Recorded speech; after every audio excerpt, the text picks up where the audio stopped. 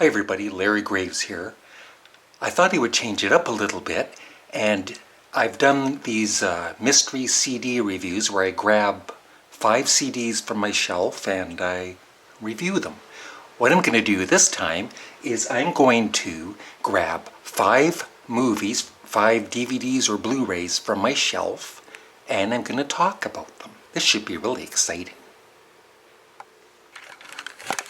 See, there's my shelf there, my other shelf. It's got a bit of stuff here. So here we go. 1. There's 2. There's 3. There's 4. These better be good ones. 5. This better be entertaining. I just like to quickly add that this, in a couple of days, I'm going to do another food review for Chinese food. And there's going to be a very special Rate the Artist coming up. And some more really funny things. Well, I can tell you that 4 of the 5 movies are music DVDs or Blu-rays. The first one is the remastered 2-disc special edition of Led Zeppelin's The Song Remains the Same. I remember going to the theater to see this with a couple of friends back in, when would that be? I don't even remember. I guess the late 70s. And I think all 3 of us were probably bored out of our wits. I mean, I guess we liked a little bit of it, but I mean, it just dragged on and on, like Dazed and Confused was like almost like 30 minutes long. It's like it was never going to end. And they really didn't sound that great live. And it also didn't help, though, that back in the 70s, of course, there wasn't stereo, wasn't the great sound systems either, so not the greatest sound. But I bought the soundtrack album, and I started to like it. And me and my friend, after a while, we started to both agree that Stairway to Heaven and Rock and Roll were both better live. You know, you'd get so used to the live version, then you go back to the studio version, and for instance with Rock and Roll, and it would sound so slow. And but I'm not knocking the studio version of Rock and Roll. Don't get me wrong. I'm just saying, live it was great. And we actually went to see it like when it was re-released a year or 2 later, and I think me and my friend went to see it again, and I think we are bored out of our wits again. But I enjoy it. I really do. And the little fantasy sequences are really, really kind of stupid. And with John Paul Jones, sometimes he's wearing a wig because, I guess, I forget the whole story with that, but sometimes, oh yeah, they had to refilm, I guess, some of it. And so he's wearing a wig because he had cut his hair or some foolishness or whatever. But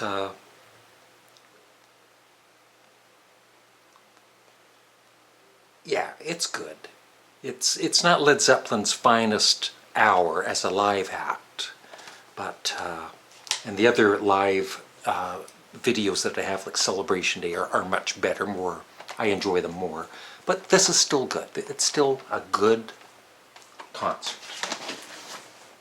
I don't know if you've heard of this band, but this is one of their movies, The Beatles Help. And somebody had just recently asked me about reviewing all the Beatles movies. But you see, I'm not... I guess I always put myself down saying I suck at reviewing, and but at least I think I'm entertaining. You know, do a little song and dance, make somebody laugh. Nobody's laughing at the moment. This is probably Probably my favorite Beatles. I like it more than A Hard Day's Night, I'll say that. And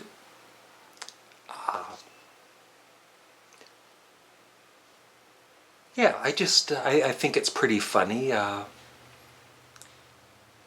the songs, I mean the songs, I love it. I especially love the intro when the Beatles appear and they're singing Help. It's just like so magical. Ticket to Ride when they're tobogganing or whatever the hell they're doing. I guess at that point, when that was filmed, they'd been smoking pot before, so they were getting high on the hill. But yeah, I love it. Yeah. Now, there's 3 films of this, and this guy is, without a doubt, my all-time favorite comedian. And no, it's not me. It is Christopher friggin' Guest and Waiting for Guffman. And there's also A Mighty Wind, which I love, and The Best in Show. All 3 of them are great. I think this one is probably the funniest for me. And this character he plays, oh my God. If you like my comedy and you haven't seen this, you should rent Waiting for Guffman, because you will like this way more than any of my comedy. Why did I just say that? I think he's just a genius. And I always forget his name. Fred Willard. I love Fred Willard. I love him in all of a lot of these appear on all of the movies. And of course, from SCTV, Catherine O'Hara. She's great, and Eugene Levy, and Michael McKean, and Harry Shearer.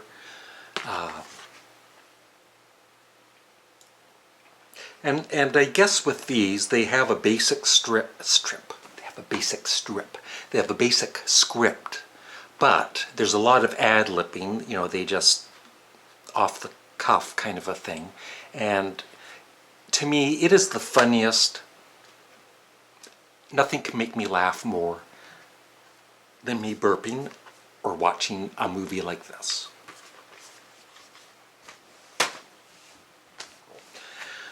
This is exhausting. I need a drink. Now, this next band, this concert film, probably you either love them or you hate them. I love them, I guess, but they've gone down a step or two the last few years for various reasons. But live, they're one of the greatest. U2, Under a Blood Red Sky. Remastered. I used to have this on VHS, and it was the first, probably the first concert film I ever bought or saw on VHS. And even back then, it was like, oh my God, these guys are one of the few bands that are better live than on record. And it still holds true today as far as I'm concerned. And, a lot of people especially hate Bono. But I don't want to get into it. I just don't want to get into it. I mean, he's filthy rich, but I think he tries to do some good in this world. He does more in this world for the good than, say, Axl Rose does. What the hell does Axl Rose do? And more people seem to like Axl Rose than Bono. I don't get it. And Bono's a better singer. And least but not last. See what I did there? Instead of last but not least, I don't explain my own joke, sorry. And finally, this one is good. Another one, well, great. It's another one of the best live bands of all time. It is The Who, live at the Isle of Wight Festival, 1970. And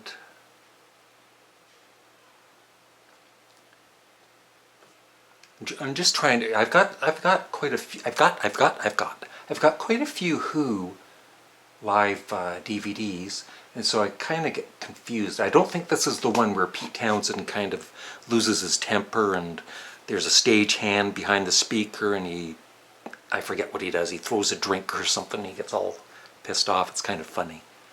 But it's definitely the Who in their prime, and what's really, I really love the ending with when the lights come up on the whole audience when they do the see me, feel me bit. But and it starts with Heaven and Hell, one of John Entwistle's greatest songs, and he wrote a lot of great songs. So I love this DVD. So I would love your thoughts on these concert films, and of course the Waiting for Guffman, if you've seen it or not. And I'll do more of these for sure too, because this is lots of fun. At least for me. Thanks for watching. Bye bye.